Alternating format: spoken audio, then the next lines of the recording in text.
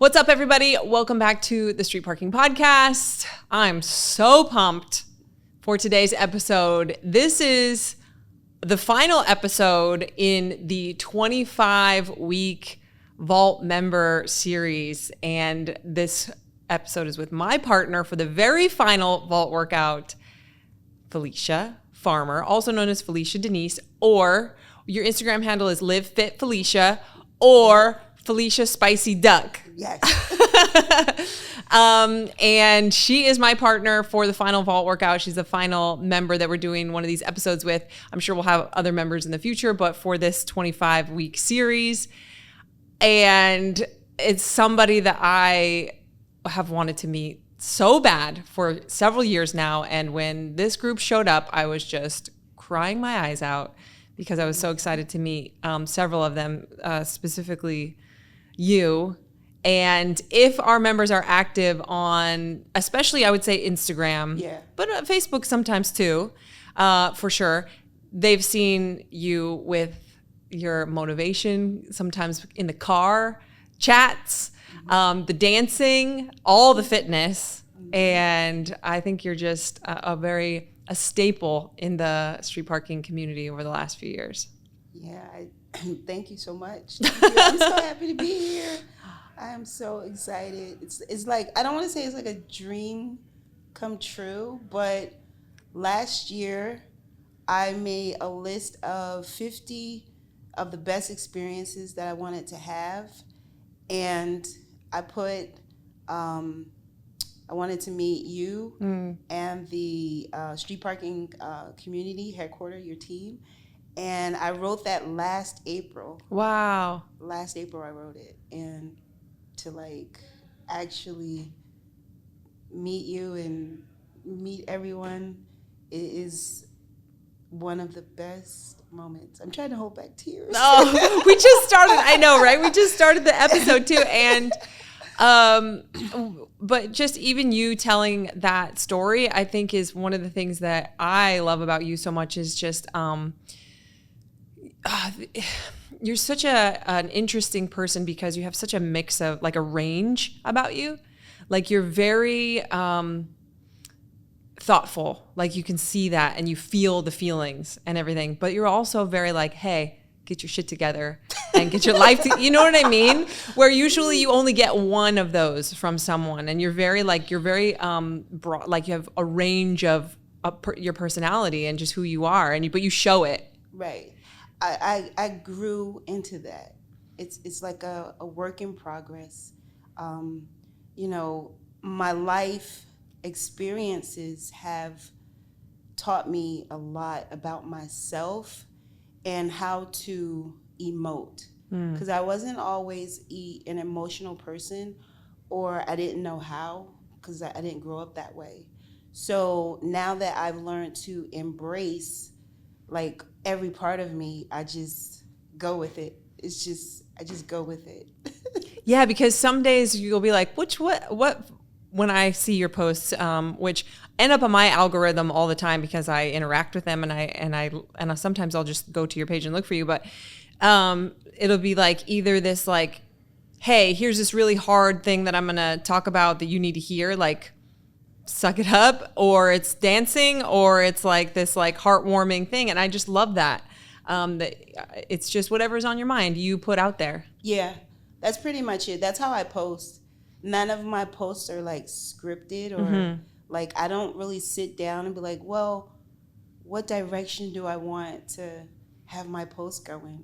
No, they're just like all over the place because I'm just expressing parts of me. So I think I'm the same way about, like, I don't pre-plan a lot of stuff. Right. It's just like, oh, this is on my mind today, so let me just put it out there. And then 2 days later, I'll completely forgot what I said, and someone will bring up like, I don't even know which post you're talking about, because once it's out, it's like out, and now I can move on to the next thing. Yeah.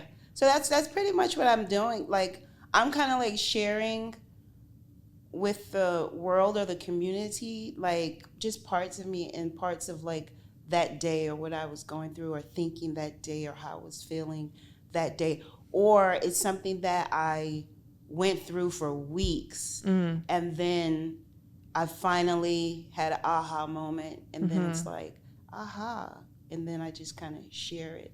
So I'm just sharing a lot of my life experiences. Have you always done that? Like, were you doing that on social media before you were a member of Street Parking?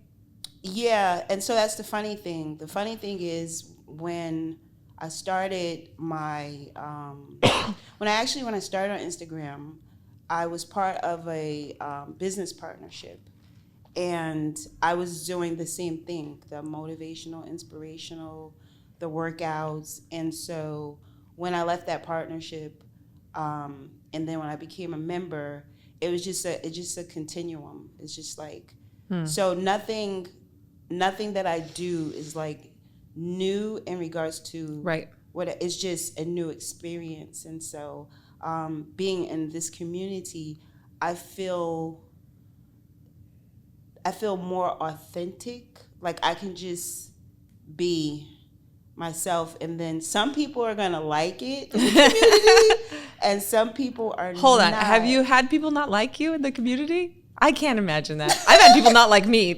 I mean, you know that story. Yeah, well,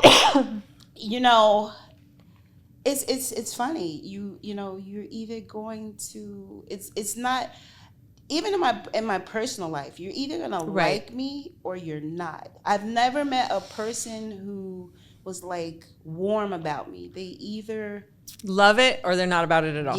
Yeah. And then for some of the people who wind up liking me or really getting close to me, they didn't like me at first. I've had a lot of that. Like people will look at me and they'll judge me, and they'll be like, I'm not approachable. Or my best friend, she didn't like me at first. Why? She did not like me at first, and we've known each other. My youngest son is 30, so we've known each other about that long.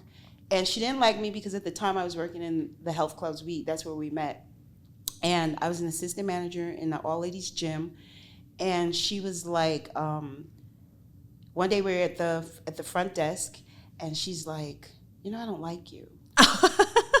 And so I looked at her, and I smiled, and I'm like, why? Why don't you like me? She says, well, you walk around here with your nose all up. Oh my gosh. Yeah, she's like, you walk around here with your nose all up like you're the ish. And I looked at her, and I was like, because I am. And then I walked away. And then I came back later that day, and I was like, wow, I've never had anyone do that. Like, just come and say, I said, I like you. And then I'm like, I want to be friends. I told her, I was like, I want to be friends with you because at least I know you're gonna be honest with me, because you were honest enough to be like, I don't like you. And then after that, we became like sisters, like the best. That's so awesome. Yes, like if there's one person that could blackmail me, it would be her. bribe me or blackmail me. She knows, because we've known so much about each other and about each other's journeys that I'm like, when she did that, it just let me know I could trust her. Because I had a hard time trusting people and letting people in, and just even allowing her to get that close to me. It was like I felt myself being able to grow and start. That's where I started learning how to emote, because I wasn't a very emotional person. And I wasn't a person who would open up and share. It's very private, very and but I was always confident though. That was the thing. I never had to because when she said that to me, it wasn't an act. It wasn't me pretending. I was always confident. I always believed in myself. I didn't necessarily grow up in a family like that. So everything that I've gone through is like, I have to be confident for me. I have to be strong for me. I can't, if I'm not getting it from family members or, my mom and my dad, I have to figure this out.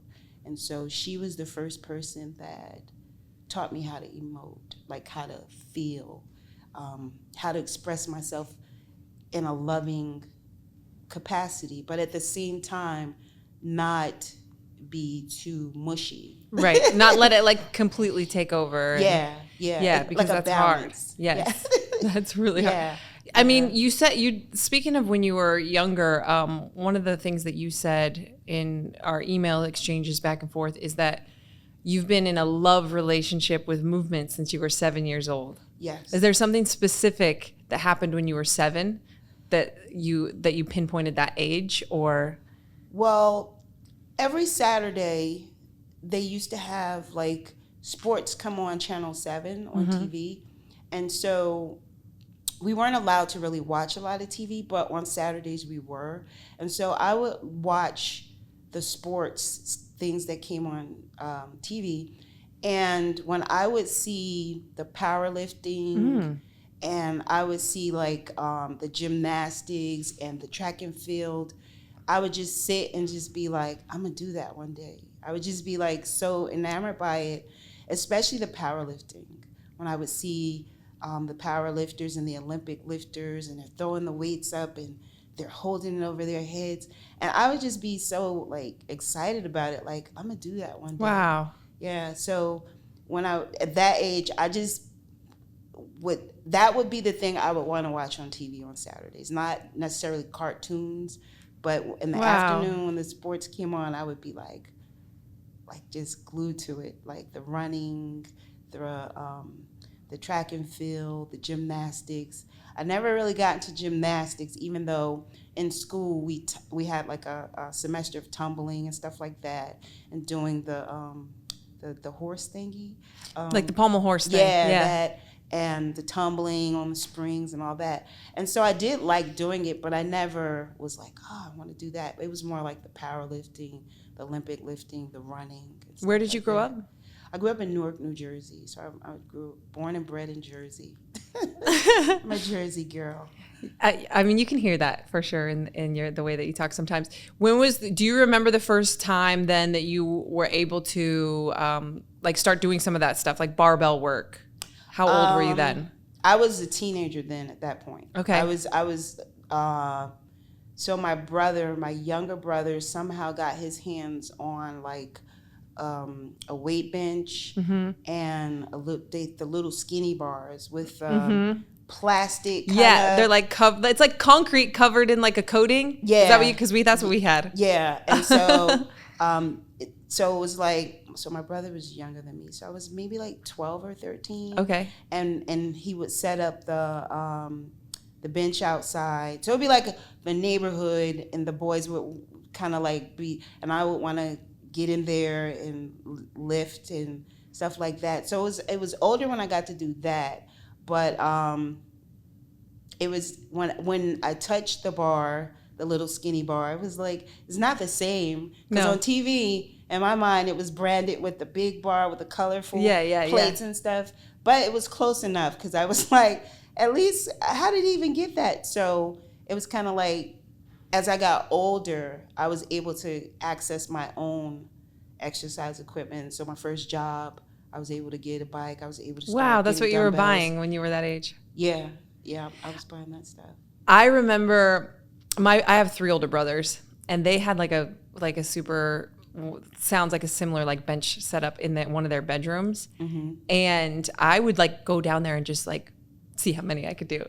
Right. And that's it. And I never none of them, I don't remember them ever using it, but I would just go down there and like see how many I could do, and that's it. And then, it's so funny how that interest perks up. I wish that you had photos from the whole neighborhood using that. Right. Back then, that'd be so cool. Right. Because even to look at it now, like, because in my mind, I'm like remembering what it looked like. It was like a gold plasticky thing, and then it was heavy. But to like see the setup, because even the bench was like skinny, super skinny, and like super like your body couldn't even really fit on it. No. And it was just like, but that was the start of it. And so from that point on, I just continued on. So, like I said, when I got my first job, I was buying exercise equipment, bike. I had bought a big weight bench, like the Olympic bench, and I got the bar. So then I started like just getting the stuff and working out. And did you play sports and stuff like that in school? In high school, when I got to high school, I decided I was going to do cross country. And yeah. That's the opposite of lifting barbells, by the way. Very opposite. But in it, in track and field, they had the shot put.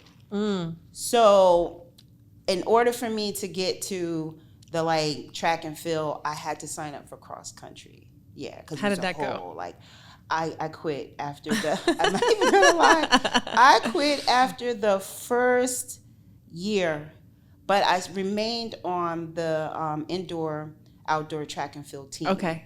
And I did the 200-meter relay races. I liked everything quick and fast. And cross country helped me understand that. Even the way my body is made for quick and fast. I mean, we were all talking yesterday when you showed up and you gave all of us a hug when we all first met. Like, you went in there to open up your duffel bag of goodies, and all of us were like huddled around, like, Felicia about broke me in half. I was like, she's gonna crush my bones. I've never felt so tiny in my whole entire life. Even Julian was like, dang, she's so strong. And then we've already done our workout. We can't say what it is because we don't want to give it away. But even, I mean, Julian has brought up several times how impressed he is by how strong you are. Yeah, let's get back to the hugging first. So as I was saying before, my friend taught me how to emote. I was not a person who wanted to hug or be hugged. And it's because of the way I grew up, because of the way I was raised. My family, I knew they loved me, but we weren't really emotional huggers or I love you, I love you. So she was the first person who hugged me. And it was just very awkward. I was like this. And she would make it awkward, like she was gonna. Yeah. She doesn't care.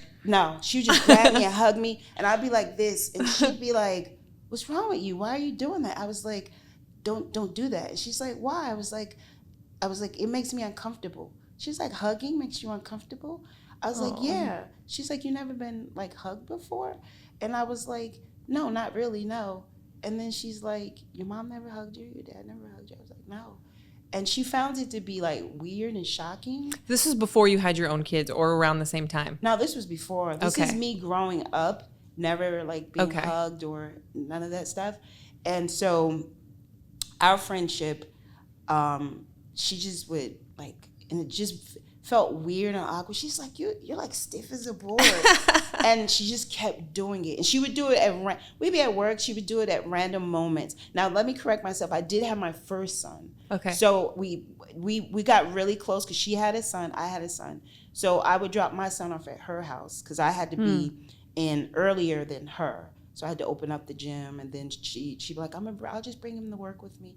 And so because we had a childcare there. And so she would just do random hugs. I wouldn't even know it was coming. And then she's like, I got you. And then I'd be like, and she's like, what? She's like, why are you freezing? So, but one day, she just walked up to me, and she just reached out, and I reached back out, and I just hugged her. And it shocked her. She was just like, oh my God. She was like, I was like, yeah, I was like, I don't know. I'm going to try it back. And then after that was that. And I hugged my mom one time. My mom literally almost like, she was just standing there in shock. She was like, what's wrong with you? I was like, nothing. She was like, you hugged me. I was like, yeah. I was like, I'm trying to sting this thing out. And so now when I hug people, I mean, you go in for it. Yeah. I'm just, and I owe it all to my best friend. Like, dang, I wish you could have brought her with you. Yeah. We're gonna have to meet her sometime. She's in Ohio. And she has a lot going on. Like, she has a lot going on. She was little. All her kids are still kind of little and young. My kids are grown. Yeah, so you have three kids and 2 grandbabies. Yes. How old are your kids now? So I'm 52, 32, 30, and 25. Oh, man. Boys or girls? 2 sons, 1 daughter. Okay. The baby's the daughter. But she runs the roost. Of course. The baby and a girl? Yeah. She runs Forget her brothers. She runs me sometimes. She's the one that you'll see in the videos. Yeah. Oh, she's always, giving you a hard time. Yeah, and none of that's ever scripted. I want everybody to know that is not scripted. She lived with you? Yes. We moved down to Charlotte together. Where were you before? I was in Sayreville. I was in Jersey. Okay, you were still in Jersey, and now what took Jersey. you to Charlotte? The street parking community. Really? The street parkers, yeah. Really? I didn't know that that's why you moved. Oh, no. I knew that you moved there and that you're really involved with them, but I didn't know that's why you moved. Yeah, that's one of the reasons, yeah. Wow. When, before the pandemic happened, I was going to move there, but then I started the business partnership. When I left the business partnership, I was going to move there, but then the pandemic happened. Of course. So then when... So we all just paused for 2 years of life, and then... Yeah. But in the meantime, it was one of the best things being in the community because the McKinneys... the best. Yeah. They would, every time I posted on Facebook, because I would go on Facebook almost every day live and do the workouts, the street parking workouts. And then one day I was like, I'm thinking about moving to North Carolina, but I don't know because I don't really know anyone there. And they jumped on, they're like, no, we're here. And then they told me it was a group, a North Carolina street parking group. And I was like, really? They were like, yeah. So then they sent me the link and I became part of the group. And then I was like, well, I'll come down and visit as soon as they open everything back up. So June 2021, came down, visited. The street parking community had a street parking. They were like, I was coming and they wanted to like meet me. And I was like, I'm not a celebrity. They were like, but you're all over Facebook. And so when I came, we had the meetup. And then after, the McKinneys threw me like this going back home barbecue. And I was just like, wow, okay. So then they were like, are you moving here? And I was like, I don't know, maybe, yeah. And then August, we moved here. Yeah, August. Wow. 20, yeah, we moved here. So it was like, I have a built-in street parking community. I know there's a community in Jersey, but I don't think I wasn't really active to like really find them. But once I got in the North Carolina group, it was kind of... How many people are on that Facebook group? Well, it's 2 groups. I see your meetups that you guys do. Yeah, it's 2 groups. So you have the Charlotte. Okay, which is where you live. Yeah, so you have the Charlotte group, and then you have the North Carolina. And the McKinneys, do they all live in that area or? No, which they're a little spread out. Yeah, so Shaquana lives in Concord, Jackie lives in Charlotte, and Nakia, I forgot what she told me, but it's like a little further. It's a little further out. Okay. Yeah, but they all show up to the meetups. Oh wow. Yeah, which is really cool. So once I got there, we started meeting up, and then we decided that once a month, like every 3rd or 4th Saturday, we would do a meetup. So we've been really consistent. And I think we've only missed 2 because of rain. Yeah. Because of the rain. No one wants to work out in the rain. Hey, look, it's sunny outside right now. Right. Oh yeah, sun. We work out in the rain a lot, but we get used to it. I'm going to ask you more about that and that community because that's something that we're really trying to encourage people now more than ever is like get together with people. And like we can only travel to so many places and do these big meetups in so many places and still run the rest of the business and all of that. But we super encourage people to do that. So you've been active your whole life. You took a period of time where you were working in a different environment though, like you weren't doing fitness stuff. I think you said you were in HR or something like that. So from the age of 18 up until I had my daughter, I was in the fitness industry.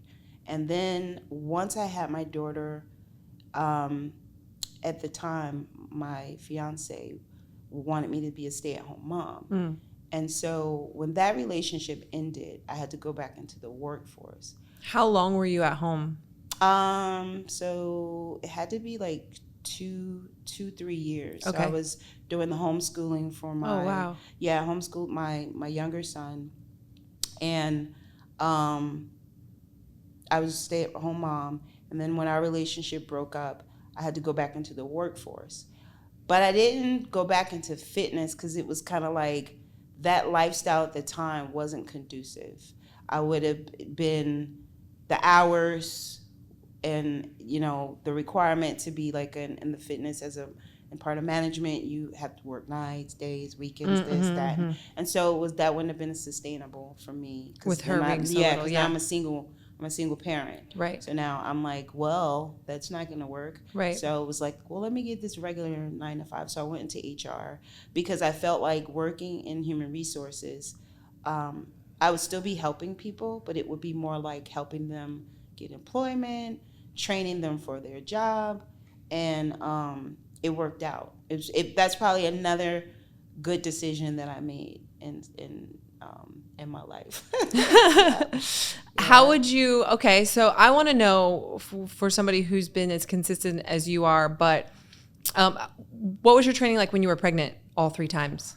Because people always want to know the pregnancy fitness stories. So with my first son, I was young mom, so I was 19. I worked out all the way up until I couldn't. What kind of stuff were you doing back then? Because there was no information at all back then. None. So I was on a wing and a prayer because I was just like, okay, I rode my bike because I had like a stationary bike. Okay. I still lifted weights. Was this at a gym or at home? This was at home. Okay. I've never, and this is the crazy part, I've worked in gyms, but I never worked out in a gym. Oh, okay. Because I knew that you had worked in like a lot of different facilities, but you were always still just trained at home. Yeah. I never liked working out in the gym. Well, it is hard when you work at the gym to want to stay there longer to work out. Right. And everybody there knows you, because I've worked in big gyms like that too. Mm-hmm. And they just want to say hi, or hey, like, can you come help me with my locker or whatever? Or I would get, even when I would try to come in to work early, like if I was closing the gym, I would try to come in and say, all right, I'm going to go and I'm going to do some cardio. I'll get there maybe an hour or 2 early. But then what would happen is if someone called out and they needed class coverage. You were there. Yeah. Felicia's downstairs. Go just. Yeah. And I'm not going to be like, no, because I really love teaching. And so then I would go. And so then it was like, no, I have equipment at home. So what I started doing is I would just train and do everything at home. I've always maintained that home lifestyle because me and my younger brother, who is really active in fitness, we would work out together. That's cool. Yeah, we would work out together. And so we always had equipment around. Like, he's heavily into boxing, so he would have the bag, I would have the bench and the weights, the dumbbells, the bike, and we would just kind of do it that way. But I always maintain working out at home because it's convenient. I'm about convenience. Mm-hmm. I'm about the convenient life. Because if I have to travel, and it's like, if I'm thinking like, if I got to get to the gym, it's going to take me like, I don't know, 15, 20, 25 minutes.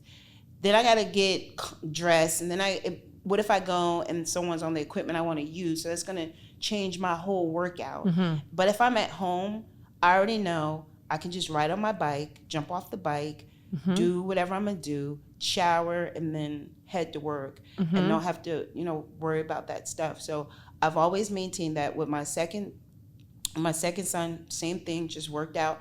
I turned my living room into a gym. So my mom thought I was crazy because I would buy living room furniture, and then I'd be like, yeah, no one's gonna really come over and sit on these couches.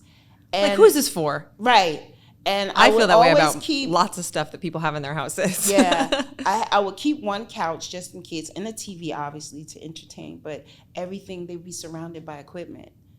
And it's your house. It should be your vibe. Yeah. And my mom just was like, why don't you have a dining room table? I said,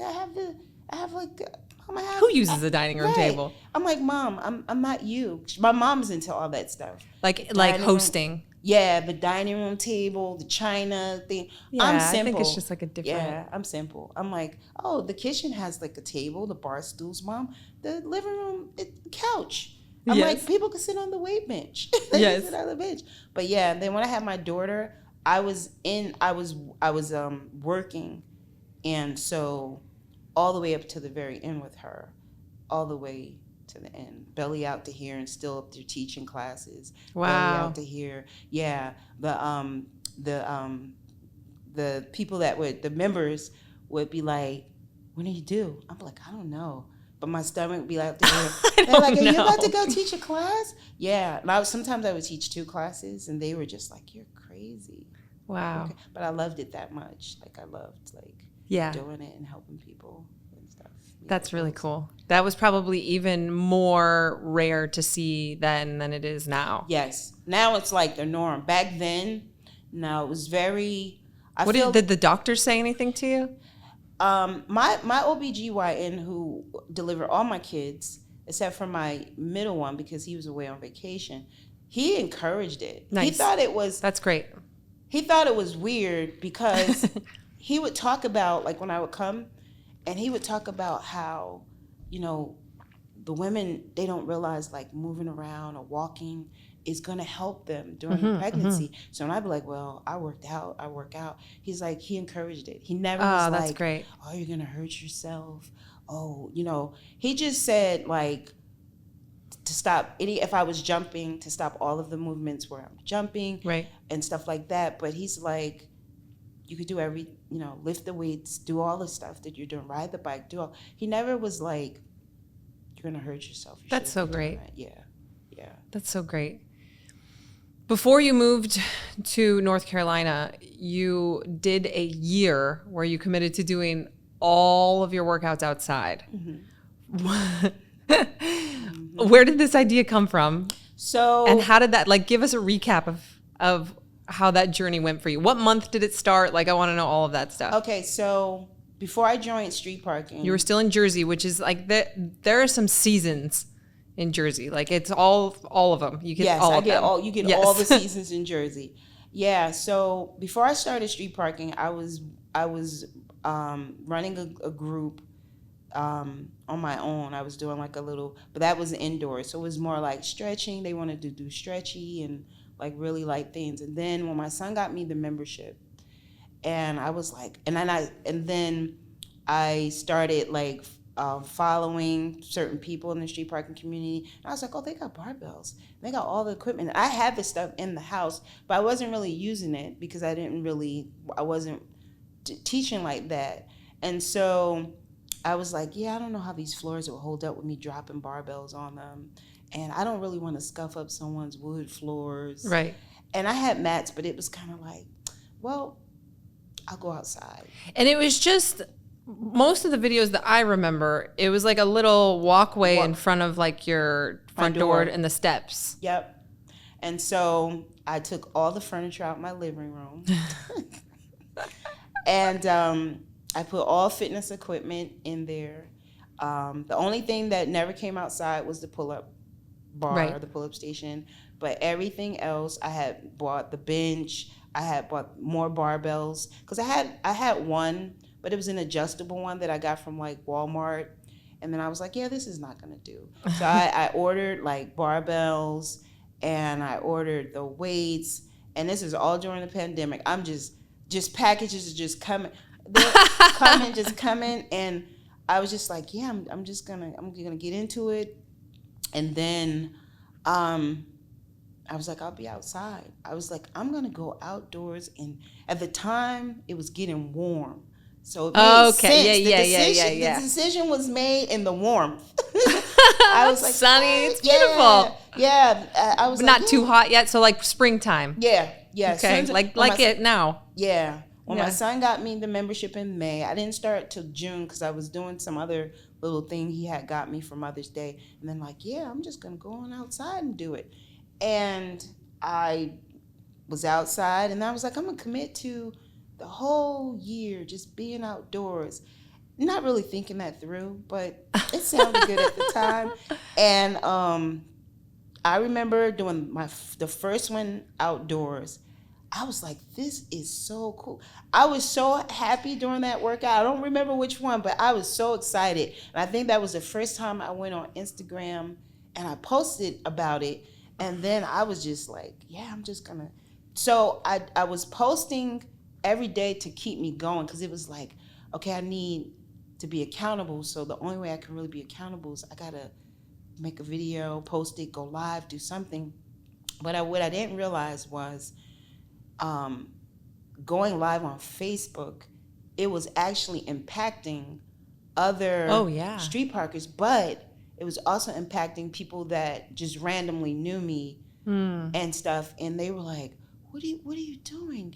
and stuff. And I was telling them, and I was like, yeah, I'm in this group, and it's great. It's like a family, and then you do workouts. And so it was kind of like, so then they would just, and this is crazy, you're just gonna go live just to sit and watch me do it. Oh, right? yeah. I'm like, I'm not entertaining you. I'm not entertaining. Well, it's not like you can even talk to them or anything during it. Right. So and that was one of the other things when I did go live. People would be talking to each other. And yeah, but they will also be high. I can't see really good without my glasses on. So and I wasn't doing it because I wanted the attention per se for people to be, and me getting up there. I wanted it for accountability purposes. And so it was kind of like, all right. When it got to the fall, it still wasn't too bad. It was just like, I'll just put on this vest. When it got to the winter, that's when I realized poor decisions were made. And I couldn't take it back, because I feel like once I say something, I'm committed to it. It's like, well, you said it. You're going to do it. And what I did to prepare for the cold was I bought a whole bunch of thermals. I bought some gloves. I knew I was going to be in boots maybe like most of the time.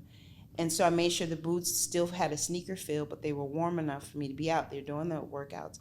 And I made sure, like when I got my beanie, the street parking beanie, when I got the hoodie, and then I bought these baklavas or whatever they call it, the mask that would cover up my face. And I just was like, just keep going.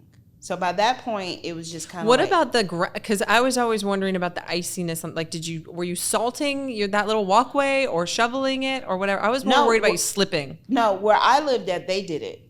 Oh, okay.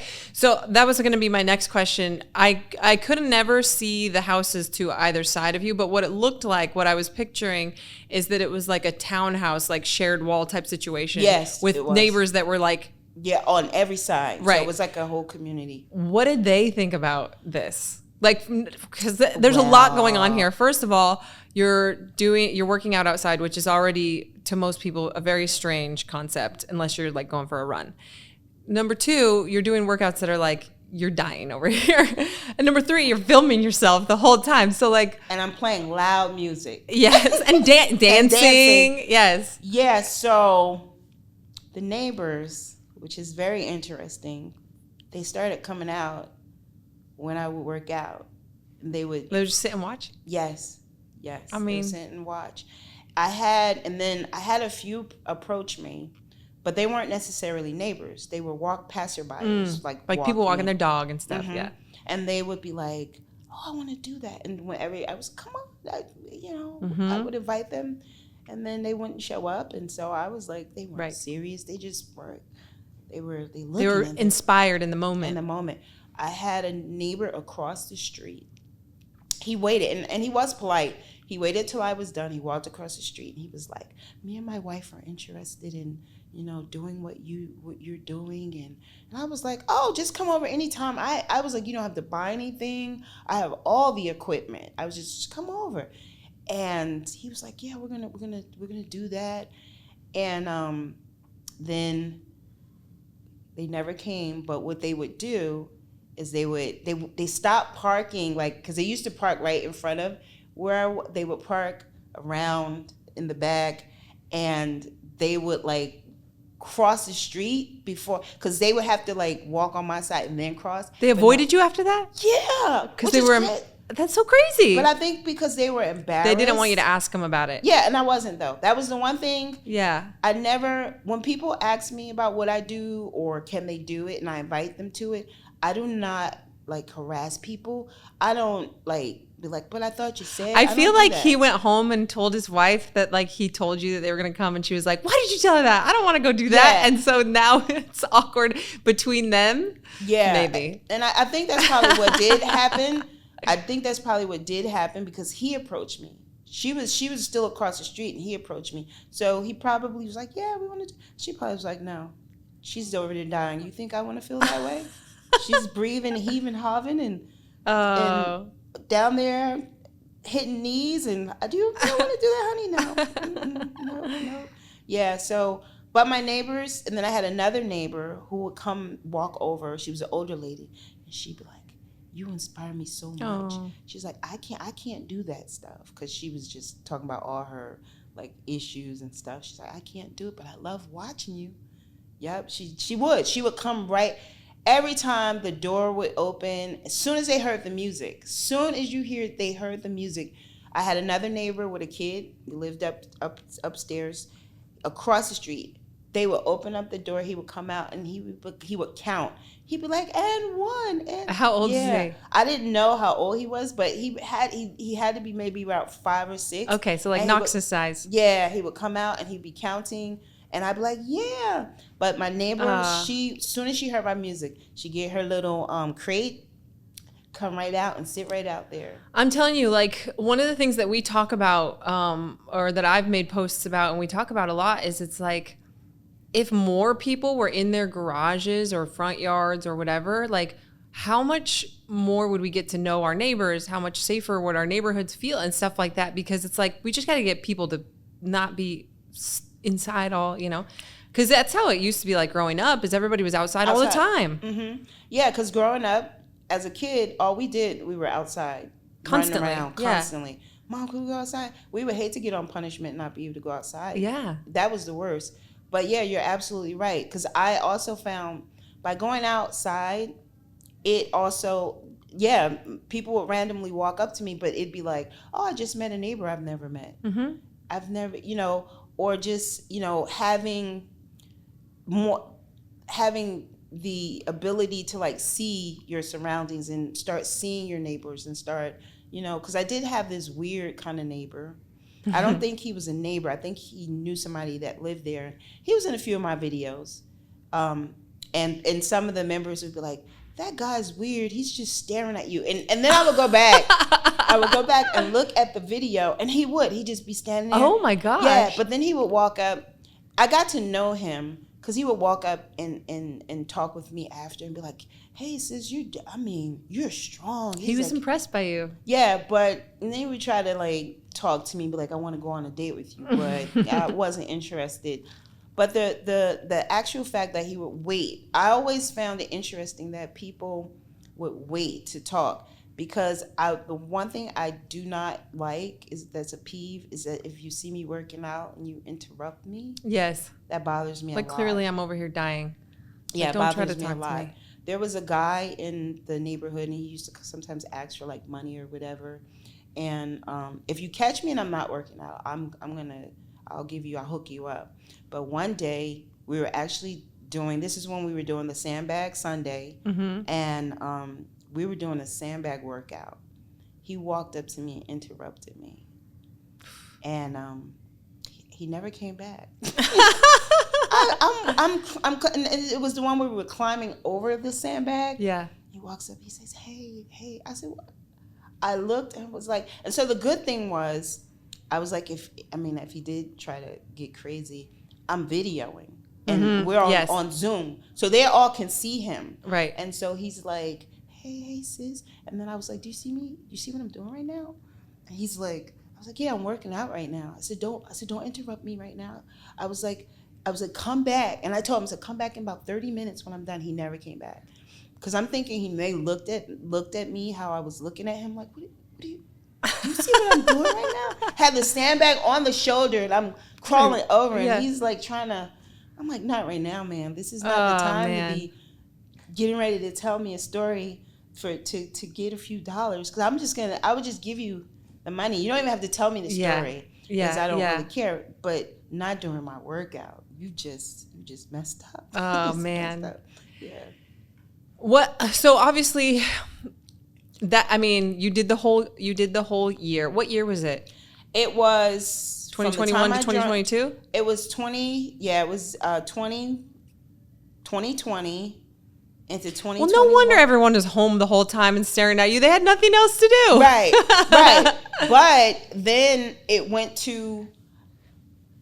I liked it so much because I think it mentally made me tougher. But I had got used to the elements. And so I went a whole nother round. Well, there's a lot of so there's the positive of getting to know people and all of that. being outside, but there's a lot of like health benefits to spending more time outside, which people during that time definitely needed it. Like you need to go outside. You need to at least go for a walk or something. Like it was like such a big thing. Yeah. So, I mean, even working out in the cold and stuff sometimes, once you get going, I really enjoy it, opening in the garage and everything, even when it's cold. Yeah.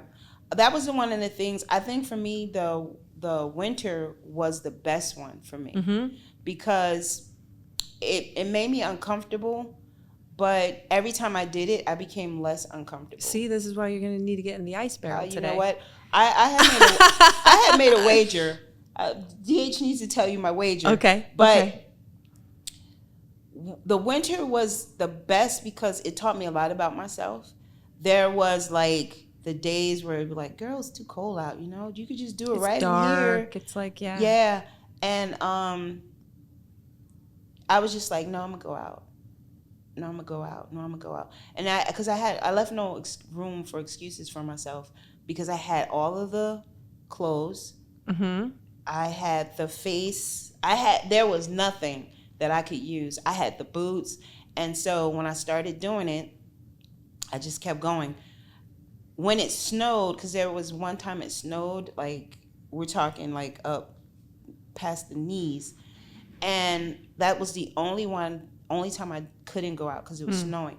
But when it started snowing, the day it started snowing, I did my street parking. And I'm out in the snow doing it. And then the one day it was too much, just one day it was too much snow. I was like, well, as soon as they clear it, I'm going to go back out. And they cleared it as soon as and that was one of the vaults, and I went out with the box, and I had the yellow on, but I went out.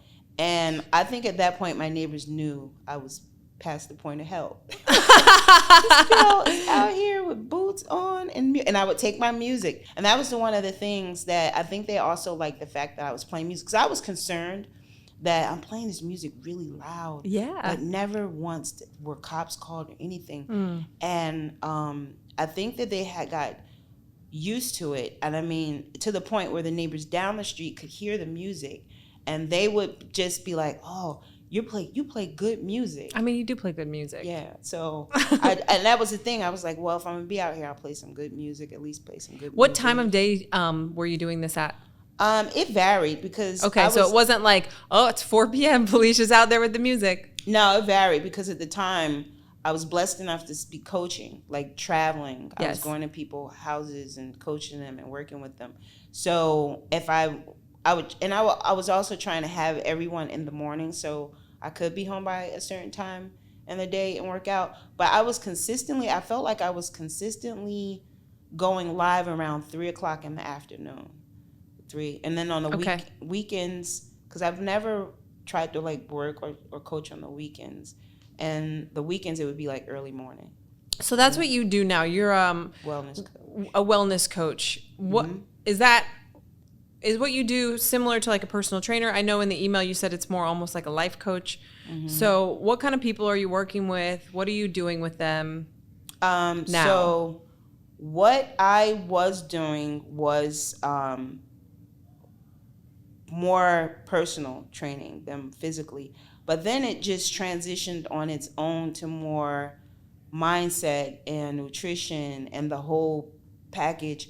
I had one client who strictly came to me based off of like wanting help to like build confidence and all this stuff. And I'm like, yeah, I don't really do that. But what I realized was every person I've ever worked with, they always talked about the intrinsic benefits. I mean, and they would all say how I helped them change their mindsets, like mentally. One of my client referred one of her friends, and I think we didn't even really do much because she had a lot of physical health challenges. So we would do like more, we would do a more functional, slower movement, like to get her to be able to even move full range. But it was the conversations and the talks and the questions she would ask and all that stuff. And my client, who was more doing all of it, she sent me the copy of the text, and I'm reading it, and she's like, she's saying that how much I've helped her mentally.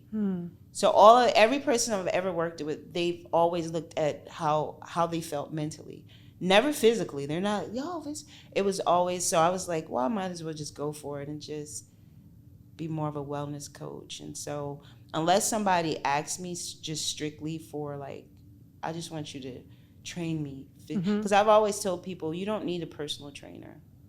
And my very last client she told me she went home and told her husband that I was crazy. She said, I met this crazy lady and I want her to train me and stuff, and it's almost like she's trying to talk me out of it. Like she's telling me like she doesn't want me to look at her like a crutch and stuff. And because I give them all timelines. I don't say, well, you're going to be with me I give them timelines. These are my expectations. I think you need maybe, a year with me or a year and a half with me. You'll be good after that. And she just thought that was very weird, because she's like, I've never had a person say that to me. I said, why would you want to give someone that much power over your health? And she's like, I've never heard that. And I was like, because a lot of personal trainers don't feel comfortable enough, because you're their paycheck. Right. And so I'm confident enough of what I offer and my experience is that I'm never going to milk people for their money. I'm never going to use myself in a capacity to be your crutch, because I don't want to have that much power over you. Yeah, I can drag this out, but that's not my point or my purpose. I love that so much, because I that's a huge pet peeve of mine, just like with the fitness industry too. And it could be personal trainers, or it could be these programs or whatever, where they use big words and overcomplicate the explanations, or they just never provide an explanation. And they're like, well, this is what we're doing, and this is what you need. And they never explain why it works or anything like that. So what we have tried to do as much as possible in street parking too is like give you tools to learn how to like do it yourself. That's like the whole point of like fitness freedom. Like you choose what equipment you're gonna like. I'm confident you can make that decision for yourself. And if it was a bad decision, you'll find out, and then you won't make that choice again. Right. But if we tell you what to do every single step of the way, and we give you a meal plan instead of letting you choose the foods and figuring out how to make it work for you, then you're never going to be able to do it on your own. Like you'll rely on us forever. And we have lots of members, yourself included, that you don't need street parking. Like you were doing it before, you would do it if we were gone. You're part of it for the community and for all of that. But that's how all of our members, if you've got your 1,000 banner, you could do this on your own. You know what I mean? And maybe even before that, depending on the person. So, yeah, I really like that you have that attitude, because that's what a trainer should be doing is teaching you. Right. And that's one of the things I tell all my clients. I had one client, and she was my longest client. She was like going into 3 years. And one of the things, what me and her used to go back and forth, is with her nutrition. And she likes wine. But she also had this, I want to drink all my wine, but I want to fit into a size 4 jeans like when I was 30 something. And I'm like, does that make sense to you? And she'd be like, well, no. So I help people answer the question for themselves. Yeah, it makes sense. So I'm kind of like the little voice on your shoulder, like, does that make sense what you're saying to me or to yourself? And so I've never been one to like milk people for their money or like lie to them or tell them what they want to hear. Yeah, I tell you the truth. I'm not even gonna, I'm not gonna be like, well, because it all comes back to me, because you're trusting me to give you information that's going to help you. And then my job is to help you get this information so you can use it for yourself. And one of the things is I like just teaching people. I'm realizing more and more about myself, and the older I get, I don't want to baby people. It's exhausting. Very exhausting, very draining. And it doesn't help anyone. No. And one of the young ladies I'm working with right now, the one who said she told her husband I was crazy, to watch her, she's very special to me. to watch her growth, because when we actually met, she met me while I was outside doing dirty work. I was outside doing a street parking dirty work, and I was pushing a sled. Nice. And she was just, and I noticed her, she had her little son with her, and she just kept walking around. They were walking around the track, and I'm just working and working and working. And then as soon as I was done, she runs over, Miss. She's like, "Can I talk to you for a second?" And I was like, I'm cleaning up. I was like, "Yeah, what's?" I said, "What?" She was like, "I just wanted to tell you that you were working." So I was like, "Oh, thank you." And then she's like, "Well, I have my husband on the phone, and I was just telling him, that I'm watching this lady in the park and pulling this sled, and I was just so excited by it. And my husband told me to come over here and say something to you." And then I was like, "Okay." And then she's like, "So I'm saying something to you." And I had a few questions, and she was like, "Are you a trainer? Are you a coach or some stuff?" And I was like, "Yeah." And then she's like, "This is all in North Carolina now, right?" Yeah, now I'm in North Carolina. And then she's like, "Well, can I talk?" So we wound up walking. Now that I'm worked out, now I'm walking laps with this woman, and she's talking to me, and she's like, "Can you help me?" And I looked at her, and I was like, "Well, it's gonna cost you. It's an investment." I said, "But my question to you is, do you want to help yourself?" Mm-hmm. I said, "Because I can help you, but you have to want to help yourself." And then I looked at her, and I was like, "I'm not easy to work with." And she's like, she was like, "Are you trying to not sell me?" I was like, "No." I said, "Because I shouldn't have to sell you on something that's going to benefit you." And I said, "You approached me." And then she's just like taken back by my how I'm talking to her. And I'm like, "Yeah." I was like, "I'm not easy." She says, what do you mean?" I was like, "I'm never going to tell you what you want to hear." Mm-hmm. I said, "I'm going to push you a little past your comfort zone." I said, "But in the end, you're going to be just fine." And then that was it. We exchanged numbers. And then I was like, then she was like, "Can we set up a time where we could sit down and talk?"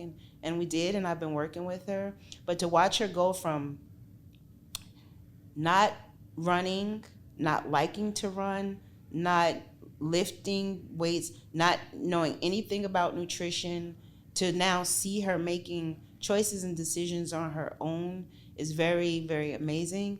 And to actually have her say, "You've changed my mind about a lot of things." And even the fact when she said, "Now I understand why you asked me, was I willing to put in the work? But when you said to me, I never understood when you said, no one should have that much power over you." Because I was telling her, I was like, "Yeah, you don't want to give me that much power over you." Mm-mm. I said, "Because I can drag this out for years." And I was like, "I don't want to." I said, "I want to see you change every month. I want to see you change it, even if it's not physical. I want to see you change mentally. I want to see you love yourself more, have more confidence." But to see her now, from the time we started till now, it's like two completely different people. Wow. Yeah, because when she came to me, like right now she's away in Portugal. Mm-hmm. So when she came to me, right before she went, she's like, "Can we run today?" And I was like, "Who?" She's like, "Me." I was like, me who?" She was like, "Yeah, I know." She said, "I had a dream that I asked you, could we do sprints today?" Sprints? And for just the running, but then adding the sprints, I was floored, because just 4 weeks prior, she wanted to quit. She was crying on the treadmill. She was crying, and she's like, "I don't even know why I'm here doing this with you." And then a few weeks later, she's like, "Can we do sprints?" And she sprinted. Wow. I mean, she was all in. And she texted me. I told her I was coming here, because I told her because I was like, she's like, "Well, what do you do?" I said, "Well, I work out on my own, but I said I do have coaches, because I consider you and Julian like my coaches." I said, "I have coaches." And she was like, "So you have people telling you what to do?" I said, "Yeah, in a kind of way. Yeah, kind of in a sort of way-ish. They kind of, they put it out there and then you do it." But I told her I was coming here, and then she was like, "I'm so excited for you. You deserve the best." She texted me, and she's like, "I miss you so much." I'm like, "You're in Portugal. You're supposed to be having fun." She's like, I am, but she was like, "I was just thinking about you."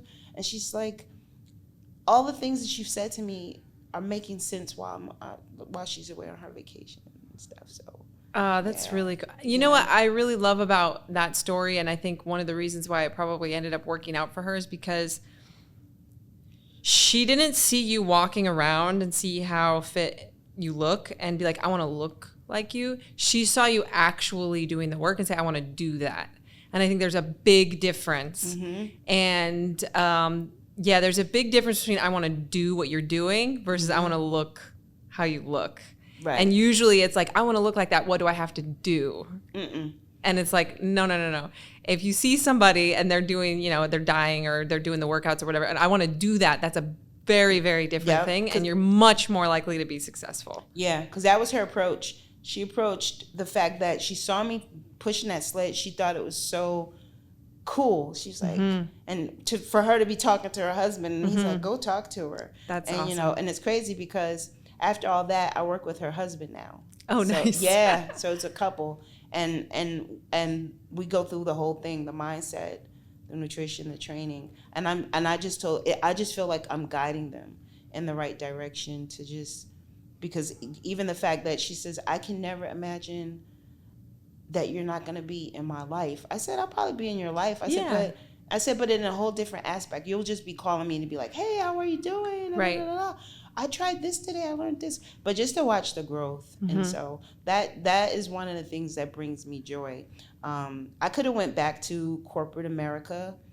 I had thoughts about it, but then it was like, I don't want to do that. I was like, I'll just do what I do and build from the ground up and keep rebuilding myself, my life, and make more of an impact. And, that's how I feel. You've had a lot of injuries and things that you've overcome. So I remember one of them, you said that you were in a car accident and you couldn't use one of your arms for 2 years. You'd had a really major knee thing. Look, left, right, yeah, the Achilles on the right, yeah. So in 2004, I slipped and fell on some rebar wire. It actually took my whole kneecap off. And so they had to reattach it. And the doctor, he didn't even know how bad it was until he opened it. He said when they opened it, This is you're in your 30s at this point. Yeah. Okay. So my knee, he said when they opened it, my kneecap and some of the tendon was all the way up into my quadricep, into the side. And so they had to pull it back down. They didn't know that bone had shattered in there. And so he had to shave 3/4 of my tendon down, reattach it. But because I was young and I was in shape, they didn't have to draw blood. They didn't have to do a lot of pre-work. Yes, okay. And he said my recovery should be fine. Wow. So they reattached it. They didn't do a knee replacement. They reattached it. And so for a long time, I had to learn how to walk again. So he put me in a full leg cast because he didn't want me to manipulate it, mess it up. So I had the cast on for 9 months. And when they took it off, my leg was so atrophied. It was so squishy and... It wasn't even squishy. It was like a piece of wood. It was like a piece of wood. It was like a branch. You see a tree branch? It was like that. And it was so ashy and woody. And it wouldn't bend. It was just straight. And the pain that I went through, the physical therapy and the pain. And one of the things that the doctor said to me, because he didn't feel I was rehabbing quick enough, he's like, I was telling them that he came into the office on one of the visits with a cane, with a walking stick. The ones with the platform with the thing. And And he came in there and he sat it. He had it by himself and he's talking to me. He's like, yeah, you're doing great, but you're not recovering quick enough. And I don't think you'll be able to ever, run and jump and do squats. You were like, stop. Yeah, so I'm just sitting here letting him bibble babble on. And then he's like, yeah, so, and then he told me I was going to have this really bad limp because I did. I walked with my leg kind of was straight and I walked with this hike because they shaved down 3/4, so my legs were all it was one leg was slightly longer, and my motor skills were so off and just walking. Well, you had been in that cast walking like that for so long. Yeah, so I had the crutches, And so he's just like, well, I got you this cane for you to be able to use. Now I'm 30 something. You're coming in here with a cane, and that was an insult. I looked at him and I said, no, I'll be fine. And then I got off the table because I had my rehab appointment. After talking to him, I jumped off the table, and when he said that to me, I got angry, but I also got emotional. So I was like, I don't want to cry in front of him, but at the same time, this doctor's like telling me I'm never gonna do all these things. And as I'm walking away, he's like, Mrs. Farmer, you're leaving your cane. I said, no, that's not mine. And I walked out and left it there. I went and told my therapist what the doctor said, and I had two of the best physical therapists ever. They were two women. They looked at me and they said, do you want to prove them wrong? I was like, yeah. They was like, well, it's going to be painful. I was like, whatever we got to do. And for all those months, the pain that I went through, just to be able to like just walk like properly, and they just constantly put me through the thing where I had to learn how to walk, ride a bike, and I'm like, my legs is straight, but they're like, push down, it's gonna hurt. So I had to push down, break scar tissue, break scar. Even now, I still have some scar tissue left from that. Yeah, but I was like, I wish I would have had the doctor's info, because I would send him the videos, me squatting and running and jumping on boxes.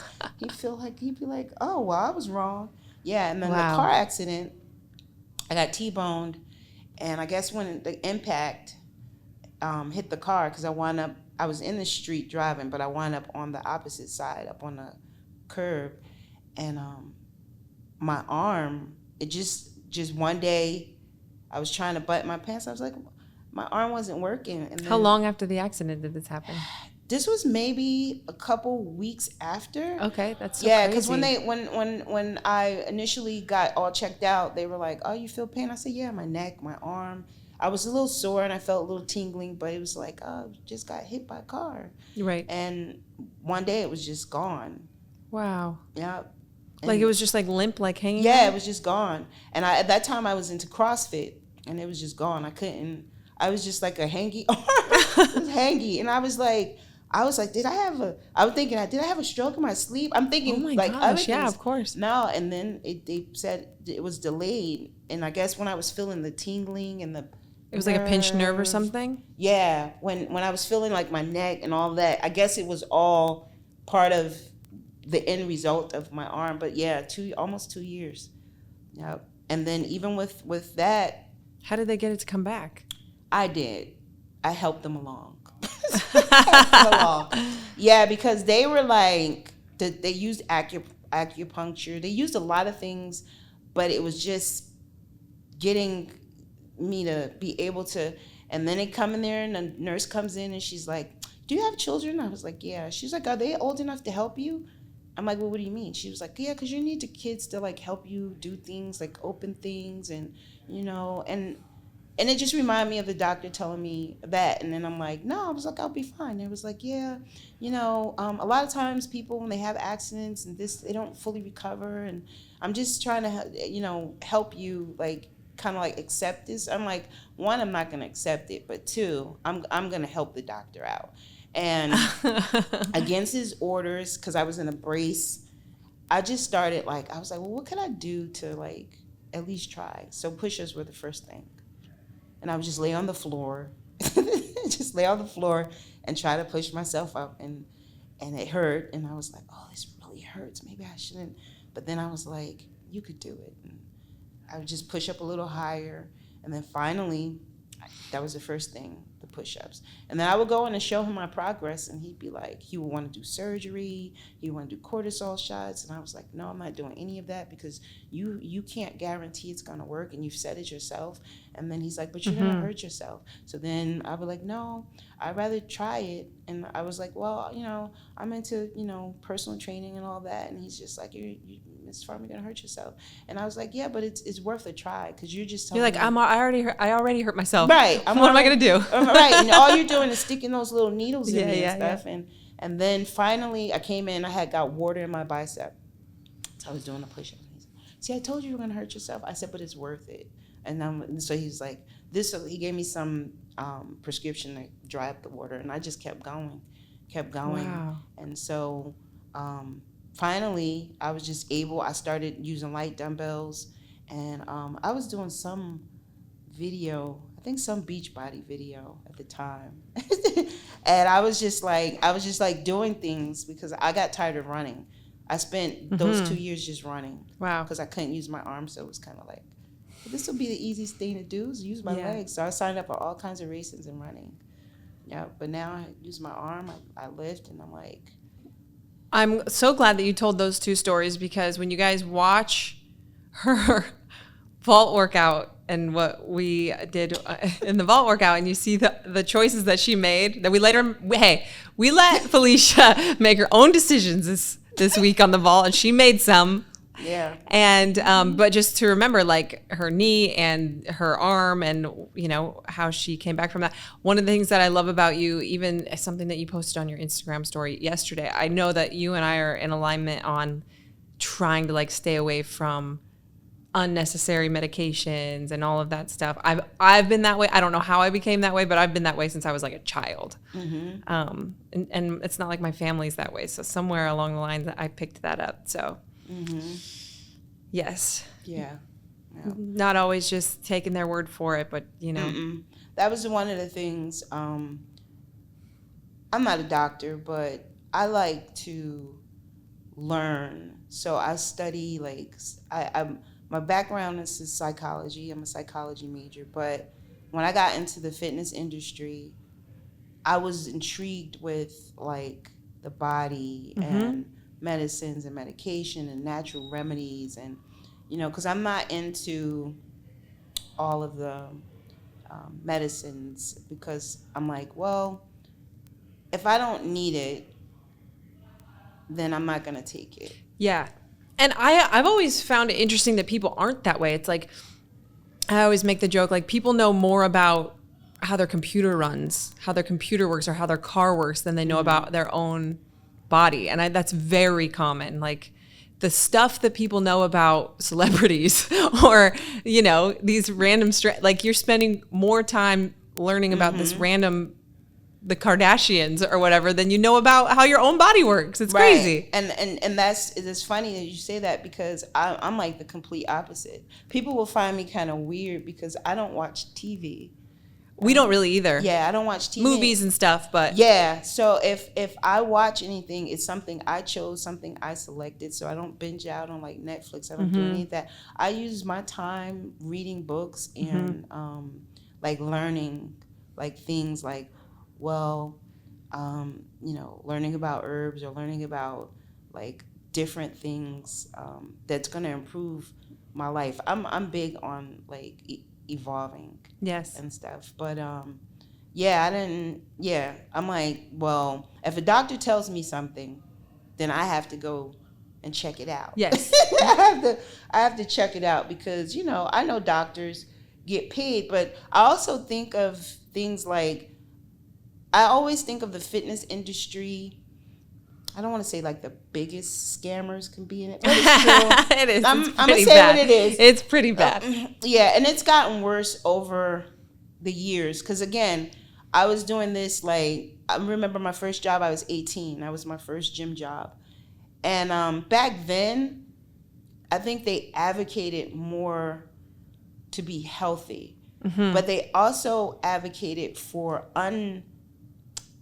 unhealthy healthy. Like, the look was skinny and eat like they had all the celery diets and the cabbage all that cabbage craziness, thing, yes. all that cabbage, that stuff was happening, but it was more advocating for people to exercise and move, and the gyms would be packed out, and especially at night.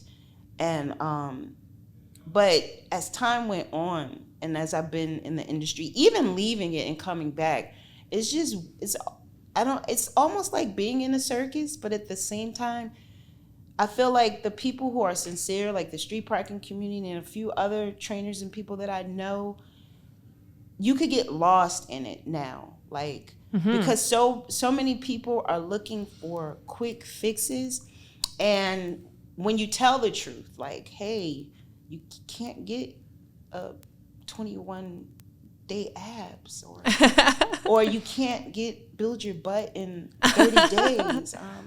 Or, you know, when you go against that, then it's like you're like an outcast, because Yes. the narrative is quick, fast, easy. You know, girl, you know, put this waist shaper on and walk around sucked in all day, and you'll get this hourglass figure. And I'm like, well, why would you want that?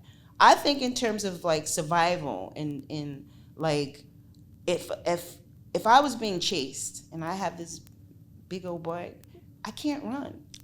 I can't run. Girls, I can't run. I can't, because I can't move all that. I think like that. Like, you know, I also think in terms of if I had to defend myself. Right.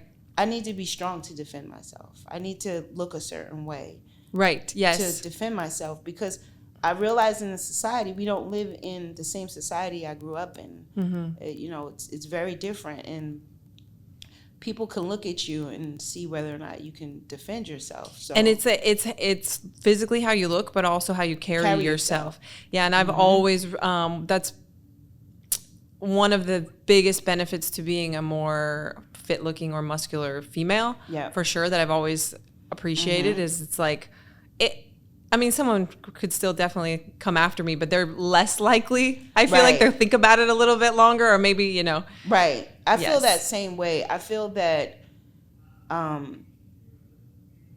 women who look strong are less likely to be, because they don't know. They're like, is this chick a fighter? Like, what kind of right? What does she do to get looking like this? And obviously, she has to be strong to look that way. Yes. So, and so you're less likely, you know, to be approached or stuff like that. So, I just think like the fitness industry, you know, like I was saying, it's just different now. So to find like communities that are really about making it simple, you know, building community and just keeping it real, it's very rare to find now. I think we have this new element too that is like almost the polar opposite of quick fix, where it's like, it's not your fault, you can't do anything about it, you're perfect the way you are, which I like that in some cases, but sometimes it's you're perfect the way you are, so don't try to change anything, don't try to improve.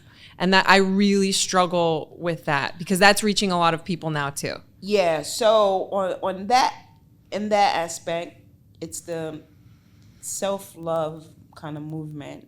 Totally agree with you should love yourself. 100%.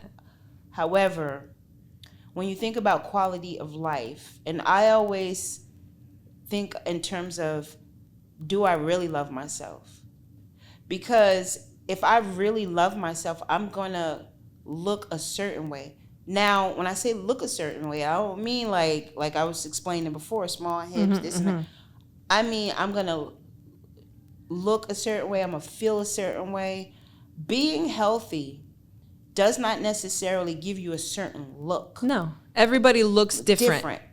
But being healthy has that look where you look healthy, right? And I think we live in a society now of just accept everything. Everything. You can't say certain words because then you're this or you're that. And it's hard as a fitness, like a coach, or because you have to watch to navigate it. Yes. You have to watch what you say, and that's why I like what I do, because I come out the gate telling you I'm not for everybody, and I'm fine with that. Because if you don't want to hear the truth, I'm not for you. I'm not for you, because I'm gonna say it in a way, I'm gonna say it in a very respectful way, but I'm gonna 100% give you the truth. And so the society we live in right now is weakened because everyone is so word sensitive. Word sensitive. Back then, it was no word sensitive. You could say it and people accept it and carry on, and it helped people.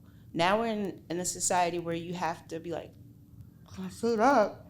Because if I say that, I'm about to offend a whole group of people.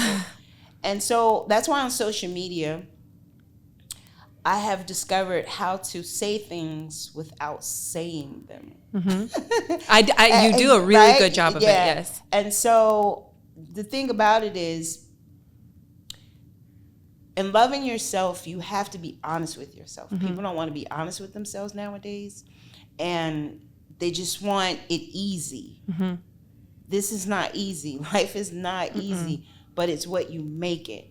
And I know for myself, because I think the heaviest I ever got was 214 pounds. But no one ever knew. No one, if I said, I'm 214, they were like, no, you don't look it. Because I've worked out and trained, and my body just, it's like, we're going to do this funky little thing with you. You won't look it, but you'll feel it. When you're a certain weight, your knees hurt, your back, your body, it's just hard on the body, on the organs. And so therefore, if you loved yourself, you would eat a certain way. You would drink the water. You would, even if you don't want to do what street parking offers or what I do or what anyone does, you would find something. Dance. Find the thing that works. Move. Walk every day. Some people just want to walk. But loving yourself means to be treating yourself a certain way. So I think we live in a society of delusion. I just keep it 100. Delusion, and we are making things up because we don't want to do the hard work. Yeah. And that's my gist on it. Yeah, you do a really good job though of like you said, saying things without saying things. And I always think of it too, where it's like, well, yeah, exactly. What could be more self-love than taking care of yourself? Think of it. If you had a really nice car that you loved so much, even, okay, let's say it's not even a really nice car. Maybe you're like, well, that car is better than mine, but this is the car that I have. Okay. Yeah. Like if you wanted to drive for as long as possible and you really like it and you want it to be as nice of a car for you as possible, you're going to wash it, you're going to change the oil, you're going to take care of it. Right. And I think if we thought of like our favorite, all of us have our favorite sweater, our favorite shoes or whatever. We're taking care of those things. We're washing, we're making sure they don't get left out in the rain and all that stuff. But when it comes to our bodies, people think of it differently for some reason. Because they're, like I said, they don't want to do the hard work. Because even with women, I've heard, women of color tell me things like they don't want to sweat their hair out. And I'm just like, I don't understand. That's foreign to me. I used to have a lot more hair and go to the beauty salon to get it done just to sweat it out. It was just the weirdest thing. You just got your hair done. You're about to go teach a class. Yeah, I just wanted my hair to look nice for today. It was time for me to go get my hair done, and I did. So and I think like what you do a good job of is, obviously I don't know anything about that hair situation, but it's like you're honest with like, well, it's a choice then. Like, do you want the hair or do you want this? Because it's going to be really hard for you to have both of those things. Right. And so you have to decide. Yes. So I think the decisions are being made to focus on the aesthetics more so than what's going to really help you. Because having nice hair is not going to help your body fat levels or when the doctor's telling you like you're pre-diabetic. Having pretty hair is not going to help you. You might lose that hair, So the reality for me is it's always about quality of life. And even, like I said, looking at how I've grown and looking at my own journey, I've always been about self-preservation. My kids, I trained my kids to know not to mess with me when I work out. Yeah, I disciplined them to know, like, mommy's about to work out. Don't bother her. Or let's go ask her now for it before she works out. So if they wanted snacks, if they wanted something, get it now before. Because soon as mommy goes into the den where she's going to work out at, we can't bother her. So one of the things that has helped me just be consistent through my journey is the fact that I utilize the time because it gets me to in a good mental space. It's helped me through a lot of my life, and being fit and it's always been with me. That's been my greatest relationship. It's like because I feel like I started really being consistent in fitness when I was like 17, just going to the gym to go to the gym. Like I participated in some like cheerleading and that kind of stuff, but like just working out for working out's sake started for me when I was like 17, senior in high school. And for me, I've always thought of it as like a home, regardless of where I'm working. Like it was this gym for a while, then that gym, then a CrossFit gym or whatever. But it's always, this is my like center where I come back to center or like meditate almost. Yeah. It's something that I always know I can go do and feel like myself. Yes. I know that you also said that, and I want to give you an opportunity because I know this is something that's really important to you, is that you want to make sure to reach people who feel like they struggle with internal battles or like self-worth, because you feel like movement is a gift from God and it's something that brings all of that together for you. So what is the message to that group of people who maybe struggle with self-worth or a disconnectedness? Yeah. So the message to those people, and me being a person who struggled with that for a very long time, is that the internal battles will be there. The struggles will be there, but you're worthy. You're worthy. And if you were not worthy, you wouldn't be here, you see. I feel that each one of us have been placed here and positioned here by God. And so therefore, our journeys are what they are. And those battles that we overcome just makes us more human, makes us more impactful. And we have the ability to go back and pull someone else out of it. And, my own journey of dealing with not being able to emote and do a lot of things, I've learned that it's just powerful, just accepting and being myself and being authentic. So to those people, just know you're loved. Just know it, that you're loved. Yeah. I appreciate you so much. And I love, again, that you were the final person that we had on this series of podcasts. I feel that one of the things that just the entire world needs is hearing from different voices, but we're all connected through movement and through fitness and through trying to become better. And I know that I inspire some people, but not everybody can relate to me. And all the people that have been here, sitting here, chatting with me are reaching different people than maybe I could reach. And you are definitely inspirational to our community and bring the community together, I think, in a really cool way. We really appreciate that. And the best part about it is in 2 days from now, when you guys go watch our workout, movement is also like the equalizer. Like we were both dying. And it's just this experience that anyone, anywhere can go out and do and participate in to become better and stronger and, share that with other people, regardless of if you and I had nothing else in common. We could say like, that workout sucked. Right. Yep. And that's something that we can share that experience. And I think having those types of things is so important. Yeah. For it was people. The best experience ever, dying a little bit with you. Soul just leaving out a little bit. So can't wait for you guys to see it and then do it yourselves. Yes. So, all right. Thank you so much. You're very welcome.